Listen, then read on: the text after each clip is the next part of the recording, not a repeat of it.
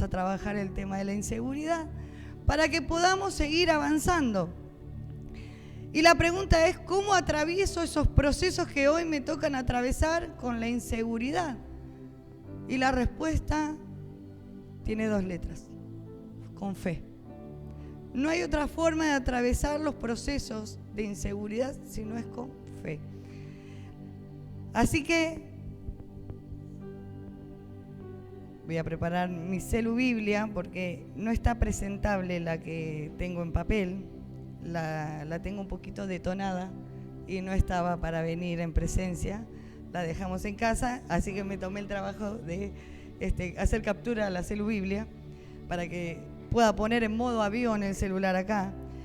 Pero nosotros tenemos que saber que la fe es determinante en nuestra vida para poder agradar a Dios. Hay gente que se va caminando hasta Luján para agradar a Dios y es mucho más sencillo, entre comillas, porque dice la Biblia que sin fe es imposible agradar a Dios. Así que tenemos que tener fe para poder agradar a Dios. Es nuestro punto de partida. Eso usted lo puede encontrar en Hebreos 11:6, donde dice que sin fe es imposible agradar a Dios porque es necesario que el que se acerca a Dios crea que le hay y que es galardonador de los que le buscan. Así que es nuestro punto de partida, tener fe en que hay un Dios. Y si estamos en este lugar, todos ese punto de partida lo tenemos. Creemos que Dios existe. Amén.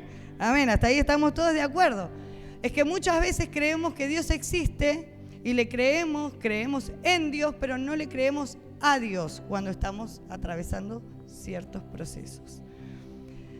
Y en este tiempo nosotros vamos a tener que aprender a separar entre realidad y verdad de Dios. La realidad que me toca vivir y la verdad que Dios dice para mi vida. Porque muchas veces la realidad que hoy te toca vivir no es la verdad que Dios tiene para tu vida. Generalmente este mundo se basa en realidades, pero nosotros como hijos de Dios nos basamos en verdades. Si Dios me dijo que todos los días va a estar conmigo, puedo aparentemente no estar rodeado de gente, nunca voy a estar solo. Amén. Pero esa es mi realidad, pero la verdad de Dios es otra. ¿Me entiende a dónde apunto? Ahora les voy a compartir el pasaje en el cual voy a fundamentar mi palabra, que está en Mateo 8, del versículo 23 al 26, y dice: y entrando él en la barca, está hablando de Jesús, sus discípulos le siguieron, y aquí que se levantó en el mar una tempestad tan grande que las olas cubrían la barca, pero él dormía. ¿Quién dormía? Jesús.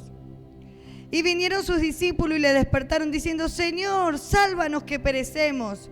Y él le dijo: ¿por qué teméis, hombres de poca fe? Entonces, levantándose, reprendió a los vientos y al mar, y se hizo grande bonanza. Así que partimos de esta historia, que podría ser para la escuelita dominical, pero hoy la vamos a tomar para nuestra vida en los momentos de inseguridad. Hoy le hablaba a mi esposo, me dice: ¿de qué vas a hablar? Entonces le conté algo, le digo: vos me enamoraste con una historia porque mi esposo, además de ser pastor, es profesor de historia. Y cuando él me escribía cartas, en la época que se escribían cartas, me hablaba de los fenicios, que el mar era lo desconocido. Para los fenicios, mire cómo me enamoraba, yo estaba derretida. Me contaba, en base a las historias de Jesús, por qué esta historia es más profundo de lo que se ve. Porque el mar era inseguridad. Había gente que entraba al mar y no volvía. Entonces no sabían qué había. Por eso hay muchas películas de monstruos, porque se ponían a pensar qué pasaba, que salían todos en el barco y después no volvían. Entonces, por eso traigo esta historia, no para contarle cómo me enamoró mi esposo, sino que cuando estoy contando de que entraron al mar, que Jesús entró al mar, a eso que para los discípulos después fue un momento de inseguridad, donde se le movió el piso de la barca, Jesús estaba en esa barca. Y nosotros no tenemos que perder de vista que Jesús en todo momento estaba en esa barca. con un solo detalle: dormía.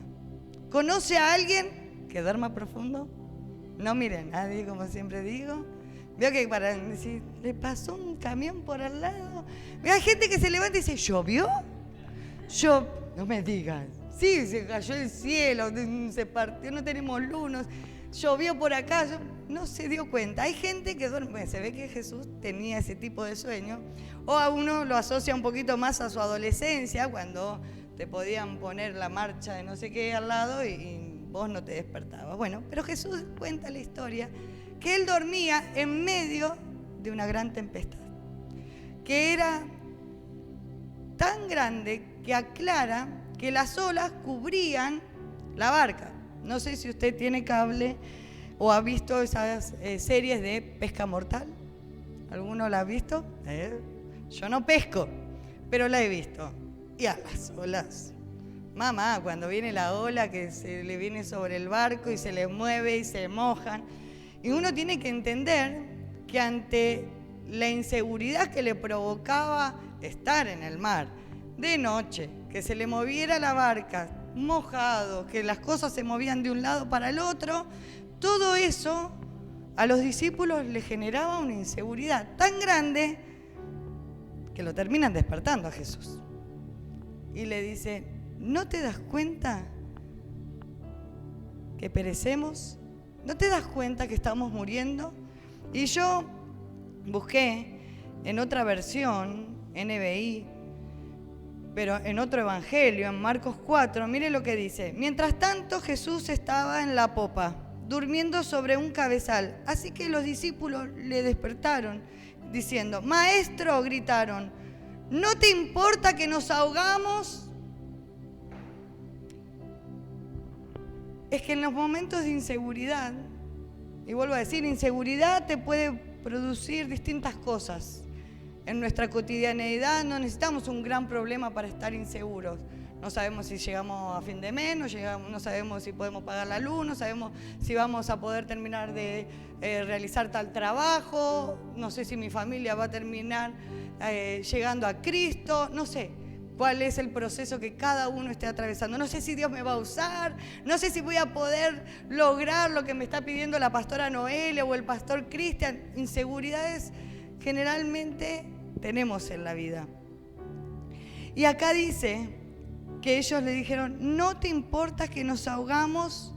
Es que en medio de las inseguridades creemos que a Dios no le importa lo que nos está pasando, que Él no tiene idea de lo que está pasando, que no entiende por qué nosotros estamos así de desesperados ante la inseguridad. A veces es más evidente y otras veces el proceso va por dentro.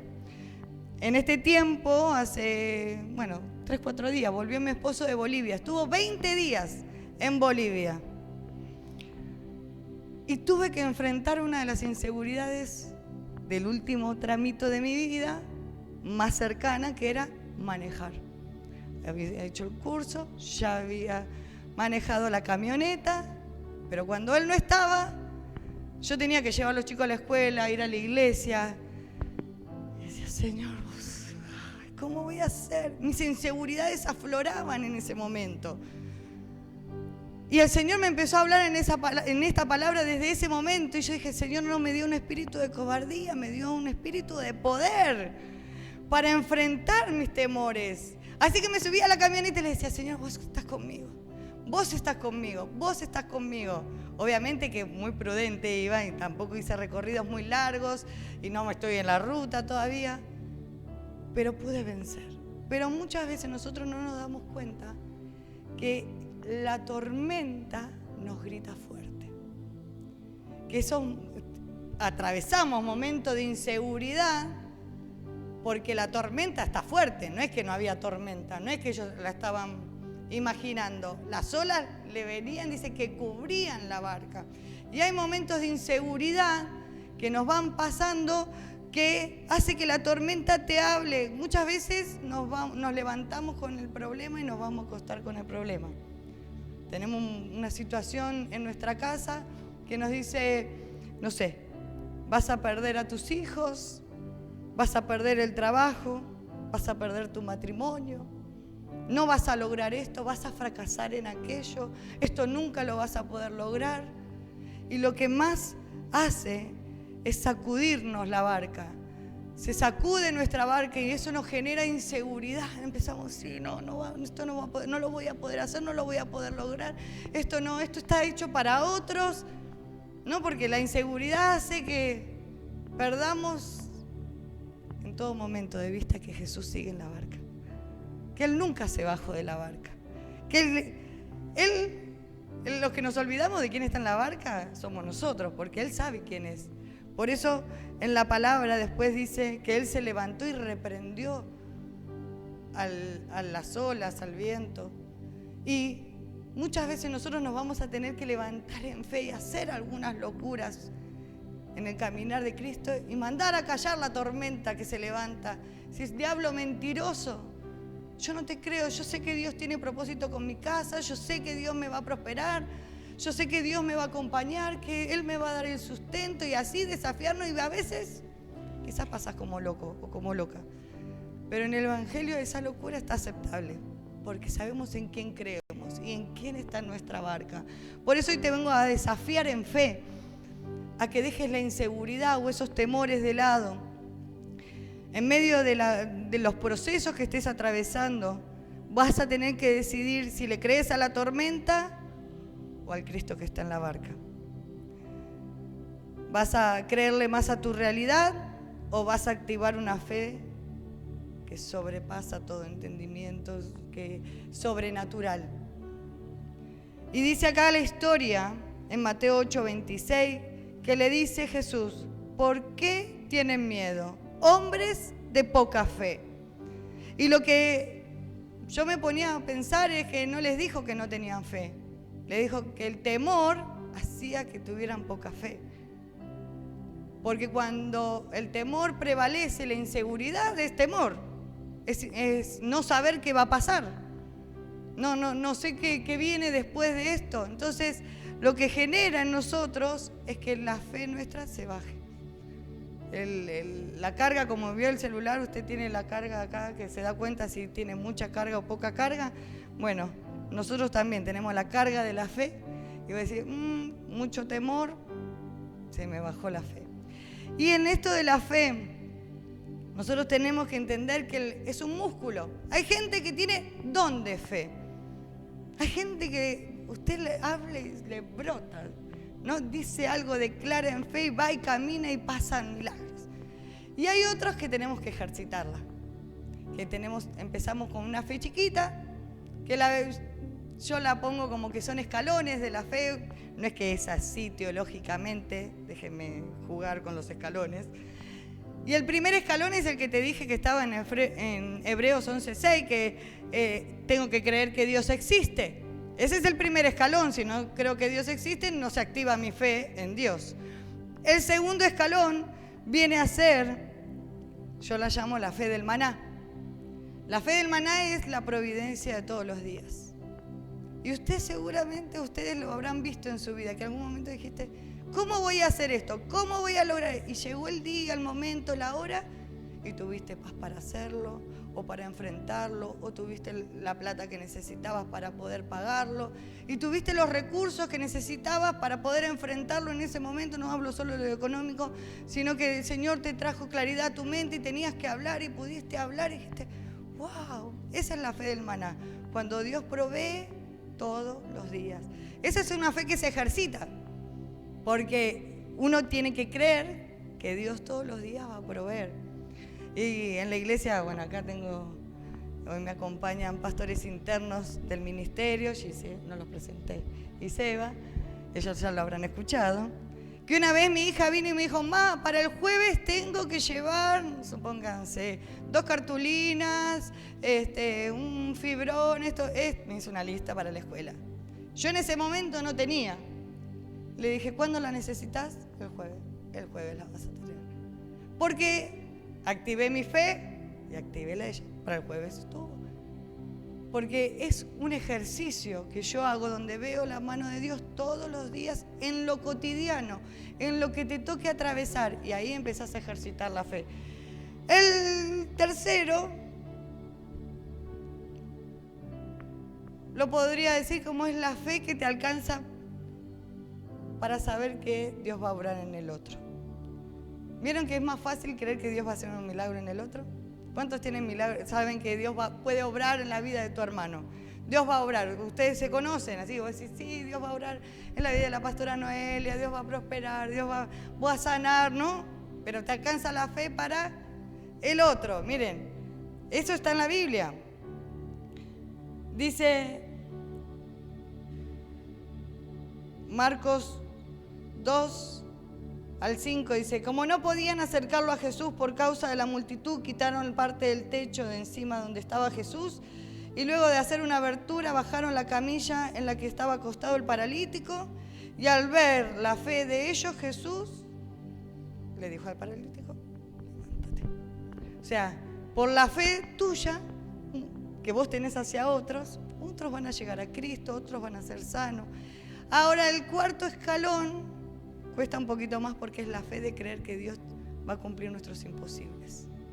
Todos tenemos en algún área de nuestra vida esos imposibles que son los que nos causan. Es imposible que yo termine la secundaria, es imposible que yo haga una carrera, es imposible que yo ponga un negocio, es imposible que Dios restaure mi casa, es imposible que mis hijos, si tienen adicción, vuelvan a Cristo. Esos imposibles, en este escalón de la fe, empiezo a creer. Y miren lo que dice Jeremías 32:27. Jehová, hablándole a Jeremías, le dice, he aquí que yo soy Jehová, Dios de toda carne. En otra versión dice de toda la humanidad. ¿Habrá algo que sea difícil para mí? Y cuando vos estés atravesando el proceso de inseguridad, te pregunto, te tenés que hacer, que Jesús te dice, ¿hay algo imposible para mí? Escucha, bueno, no, pero lo que pasa es que vos no sabés, justo me descontaron la tarjeta, que vino esto, que aquello. No, justo me peleé con fulano, con mi hijo. No, pasa que Jesús estaba dormido. Vos pensás que está distraído porque está dormido ahí en tu barca y él está ajeno y no le importa lo que te está pasando y en realidad sí le importa. Lo que vos te olvidaste es que para él no hay nada imposible. Y él te pregunta, ¿hay algo imposible para mí? No, pero ¿cómo yo a esta edad voy a aprender? Yo decía, claro, mi hija tiene 17 años, que aprenda ella a manejar. A los 20, no, a los 40, casi 44 años, ¿cómo voy a aprender? No, ¿cómo me saco el miedo? El miedo a pensar que estoy como los videitos juego. Yo he jugado a manejar en los videitos, mato a todos. Vuelco, voy por donde no tengo que ir. Yo dije, no, si hago todo eso, voy en cana acá. Y la verdad que yo dije, ¿hay algo imposible para Dios que me dé la capacidad? Porque no es que quiero aprender a manejar, quiero para manejarme dentro del radio donde estoy, para llevar a mis hijos a la escuela y hacer las actividades de la iglesia. Y si tengo que visitar a una hermana, poder ir a visitarla. O sea que no estoy pidiendo algo ilógico. Dije, ¿hay algo imposible? Pues Señor, vos me tenés que dar la capacidad de que yo pueda aprender a manejar y que yo pueda manejar. Ya me probó la pastora Noelia y sigue viva. Pero igual no pasaba ni el loro donde te llevé. Pero la verdad que esto es, lo que ustedes van a recibir en estos días es una fe, un teórico práctico. ¿Cómo vencer la inseguridad? Con fe. No hay otra cosa que debamos hacer. Lo que pasa es que, como te dije, en ese momento los discípulos y también Jesús, que estaba durmiendo, estaban en una tormenta. Y en ese momento los invadió el temor por la inseguridad que le provocaba toda la situación. Y muchas veces nosotros no nos damos cuenta que lo que nos impide que la fe se manifieste es la presencia del temor. Así que ustedes habrán escuchado alguna vez, estoy luchando con mi fe. Estoy luchando con mi fe. Y en realidad lo que ustedes están luchando es con el temor. Está siendo afectada su fe, pero en realidad lo que está prevaleciendo es el temor. Y el temor paraliza nuestra fe y nos hace perder todo el tiempo de vista que Jesús sigue en la barca. Que Él nunca se bajó de la barca. Y que Él te sigue diciendo, ¿hay algo imposible para mí? No hay nada imposible para nuestro Dios. Amén. Así que hay cosas que quizás no hemos logrado en nuestra vida, no porque Dios no nos ha querido ayudar, sino porque el temor nos ganó. Y esta es una noche de desafiarte en fe, te vuelvo a decir, para que el temor salga de tu vida. Y el temor, déjame decirte que es una fuerza poderosa. La fe es una fuerza poderosa, pero el temor también. Y yo te voy a compartir un pasaje que está en Job, que dice, lo que más temía me sobrevino y lo que más me asustaba me sucedió. En otras versiones, esta es la NBI, en otras versiones dice, lo que temí me sobrevino. O sea que el temor tiene la capacidad de atraer cosas. La fe te atrae bendición, victoria, prosperidad, te impulsa, avanzás. El temor, retrocedes, trae todo lo que es fracaso, derrota, enfermedades a tu vida, porque los dos atraen a tu vida cosas, pero muy distintas. Entonces vos tenés que fijarte qué es lo que estás atrayendo. Hay gente en la vida, no los conozco, así que no tengo idea si acá existen, pero dice, me voy a enfermar ahora, me dijeron que hay otra enfermedad, que los chinos se comieron un mono, no sé. Que dejen de comer los chinos esas cosas raras, porque siempre aparece una enfermedad distinta. Y ahora que estamos con el dengue, que nos tenemos que cuidar, obviamente, pero hay gente que sale pensando que se va a enfermar. Ay, no, me voy a enfermar, me olvidé de poner off, ya pasaron las 4 horas y me voy a enfermar. ¿Sabes lo que va a pasar? Lo que temí me sobrevino. Se va a enfermar. Y hay gente que va por la vida y dice, yo estoy solo para todo, siempre solo para todo, siempre. ¿Cómo va a terminar esa persona? Sola. Entonces nosotros tenemos que cambiar y decidir tener una fe eficiente, real, cotidiana, que nos desafíe a lograr todas las cosas que Dios tiene para nuestra vida. Amén. Bueno, a la pastora Noelia le gusta biología, así que bueno, si me equivoco, no me corrijas acá, después me das la data. ¿Sabe que en el organismo nuestro, los glóbulos rojos tienen una proteína que se llama hemoglobina? Si no se la acuerda mañana, no hay problema. Quédese tranquilo. Pero la hemoglobina tiene 4 puntos, vendría a ser 2 manos y 2 pies, donde se van a enganchar el oxígeno. ¿Hasta ahí me sigue? O sea que nosotros, nuestros glóbulos rojos que transportan oxígeno. Pero ¿qué pasa cuando en un lugar... Ahora me dice que hay un profesor de biología, estoy en el horno, se produce un incendio. El dióxido de carbono, o lo que emana eso, ocupa el mismo lugar del oxígeno. ¿Qué hace? O sea, se engancha en el mismo lugar. Para que se enganche el dióxido de carbono, el oxígeno se tiene que soltar y agarro el dióxido de carbono. Por eso la gente se muere o se intoxica. Porque vieron cuando hay escapes de gas, así, porque está enganchado en el mismo lugar que el oxígeno. ¿Qué hace que se enganche el dióxido de carbono o el oxígeno? Lo que hay en mayor concentración. Si hay mucho dióxido de carbono y poco oxígeno, se va a enganchar el dióxido de carbono. Si hay mucho oxígeno y hay un escape pequeño de gas, va a prevalecer el oxígeno. ¿Qué quiero traerte esto para tu vida? ¿Qué hay en mayor concentración en tu vida? ¿Fe o todos los temores? Si vos tenés fe, tu vida va a ir avanzando, vas a ir logrando. No digo que no te cause de entrada temor, pero desafiado de que Dios está en tu barca, de que Cristo está en tu barca, te vas a animar a esos nuevos desafíos que Dios te está presentando en los distintos procesos que te tocan atravesar y sabés que vas a venir a victoria. ¿Cuántos le dan un aplauso a Dios y creen que hoy se van bendecidos? Así que bueno, aprendí un poquito de biología ahora. Esta noche vas a tener que determinarte a creerle a Dios definitivamente, porque Él va a hacer lo que te prometió. Sus promesas se cumplen. Lo que pasa es que a veces nosotros dilatamos los procesos porque es nuestra fe la que mueve el brazo de Dios.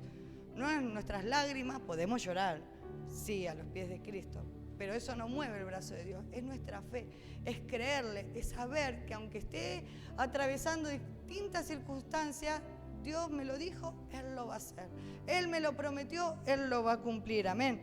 Así que en este tiempo ustedes van a tener que un poquito, ¿no?, hacer un balance en su vida de aquel verdaderamente le está causando inseguridad y temor. No le voy a decir que Harvard hizo un estudio, porque no lo saqué de Harvard, obviamente, pero cuando nosotros tenemos miedo a la oscuridad, generalmente tenemos miedo a lo desconocido, a lo que no vemos. Entonces, en realidad no tengo miedo a la oscuridad, tengo miedo a lo que no veo. ¿Me sigue hasta ahí? Otros dicen, tengo miedo a la altura. Y no tienen miedo a la altura, tienen miedo a caerse. ¿Me sigue? Entonces nosotros tenemos que detectar a que hay gente que dice, yo le tengo miedo a la gente. Y en realidad no le tiene miedo a la gente, le tiene miedo al rechazo.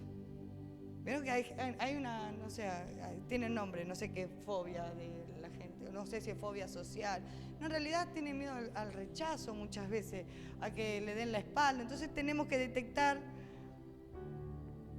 bueno, acá no sé si pasa, pero algunos tienen miedo al matrimonio. Y en realidad no tienen miedo al matrimonio, tienen miedo al compromiso. Entonces nosotros tenemos que detectar qué es eso que hoy nos causa inseguridad. Y una vez que detectamos ese temor que está queriendo venir sobre nuestra vida, decidimos creerle a Dios. No solo creer en Dios, sino creerle a Dios es confiar. ¿Qué es la otra pata?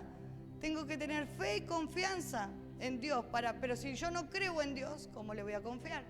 Entonces tenemos que tener fe y confianza para salir de la inseguridad, para poder, en el proceso que estés atravesando, y algún día me vas a contar, no, porque yo tenía temor de tal cosa, y lo pude vencer. Porque ahí empieza la locura. No sé si alguno tiene familiar, acá hay gente que todavía tiene familia que no ha llegado a Cristo. ¿Sí? Bueno, un día, te digo así, venís y le guardás lugar. Y viene alguien y dice, no, este lugar está guardado para mi esposo. Una locura. La Biblia dice en Romanos 10:10 que con el corazón se cree y con la boca se confiesa. Entonces, ¿usted qué tiene que hacer? Empezar a confesar. En esa locura voy a decir, ¿qué estoy diciendo? Bueno, si alguien viene le voy a decir que sí. Obviamente déle el asiento, pero ¿me entiende? O usted limpie, no sé, su casa. Supóngase que tiene las paredes despintadas. Le pase el plumero, sáquele las telarañas porque cuando venga la pintura va a tener que pintar. Prepárela. O la alacena, o limpie más limpia que nunca la heladera. O limpia el piso y dice, mira, cuidado, no pises que viene el porcelanato. Ponete ahí puse el trapito, te limpié el pie, pero más, si todavía está todo gastado. Vos te pones ahí, que tenés que aprender que cuando tenga el porcelanato me lo vas a cuidar. Y usted dice, pero es una locura. Pero la fe es eso. Es convicción de lo que se espera, certeza de lo que se espera, convicción de lo que no se ve. O sea, yo no lo veo hecho, o tal vez no lo tenés al lado hoy, pero tengo la certeza de que va a estar. O que eso que Dios me dijo se va a hacer. Cuidado que estás hablando con la próxima, no sé, empresaria de las panaderías, por decir. Cuando uno empieza a declarar, algo se activa en nosotros. Contaba alguna vez en la congregación que ahora estoy viviendo en la 4ª casa que estamos alquilando, pero cuando estábamos en la 3ª, la verdad que salimos de la 2ª disparados porque los que nos ponían música nos aturdían. Así que cuando apareció la casa esa dijimos, nos vamos, ni la habíamos visto, nos la ofertaron, sí, vamos, ahí alquilamos. Cuando llegó la cocina no tenía mesada. La mesada estaba la bacha para lavar las cosas y la mesada no estaba. Así que puse el lavarropa y arriba del lavarropa yo cortaba, ponía la tabla obviamente, y cortaba, esa era la cocina. La heladera y era toda la cocina. Yo decía, Señor, la próxima casa la quiero con una mesada grande. Y salíamos con mi hija, la mayor, que ahora tiene 17 años, pero en ese momento tenía 4, y íbamos caminando y le decía, Valentina, decime, ¿cómo querés la casa? Vamos a pedirle bien al Señor. Entonces ella decía, mamá, yo quiero que tenga una pieza para mis hermanas y otra para ustedes. Muy bien, Señor, yo quiero la mesada, le decía. Lo único que decía, yo quiero la mesada. Tiene que ser grande, pues nosotros somos 6, 4 hijos. Señor, necesitamos terreno, porque necesito que corran los pibes. Así que necesito... Y ahí sí que íbamos a la escuela hablando con Dios de cómo queríamos nuestra casa. En principio le decíamos para alquilar, la próxima voy a apuntar mejor y le digo para comprar, pero bueno, eso es porque se ve que la fe no me había alcanzado y me llegó para alquilar. ¿Sabe cómo es la casa hoy? La pastora Noelia la conoce. Tengo una hermosa mesada, ¿no tengo? Tengo una mesada en U. Y es mi conversación con Dios. Y cuando llegó un momento, todavía no estaba viviendo en esa casa, alguien me habló, yo vivía en el fondo de Oro Verde, usted no conoce esa zona, pero bueno, el fondo es bien campo, para allá, para el fondo. Y alguien me dijo, bueno, porque el año que viene vamos a hacer tal cosa. Y yo dije, el año que viene no voy a estar acá. Y cuando lo dije, ¿cómo que no voy a estar acá? ¿Y a dónde voy a estar?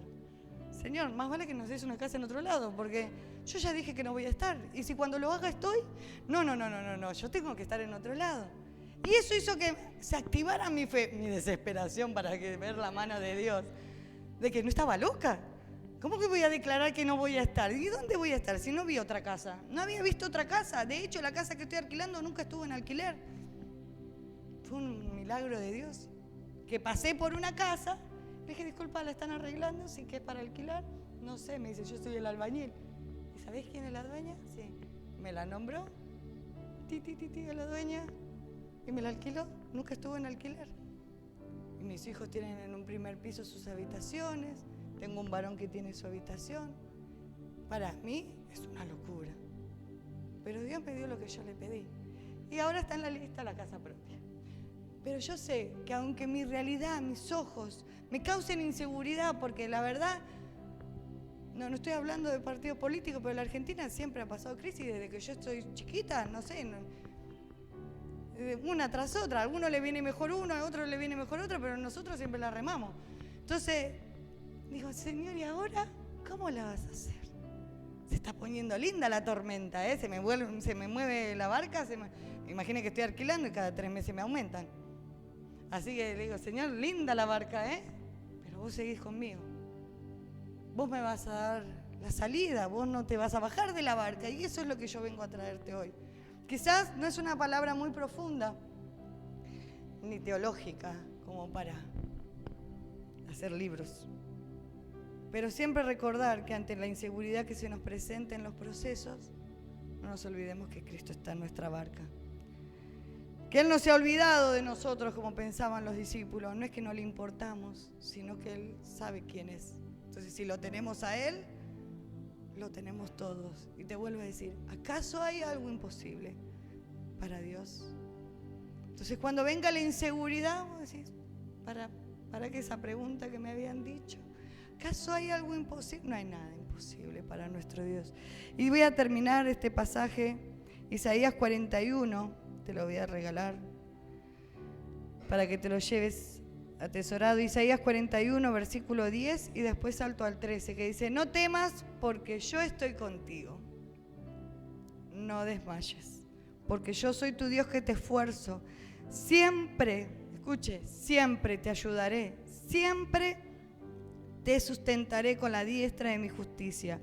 Porque yo, Jehová, soy tu Dios, quien te sostiene de tu mano derecha y te dice, no temas, yo te ayudo. Yo que vos me pongo de pie ahí donde estoy. Si Él nos dice, no temas ante las inseguridades que se nos presentan en la vida, Él siempre está en nuestra barca para ayudarnos.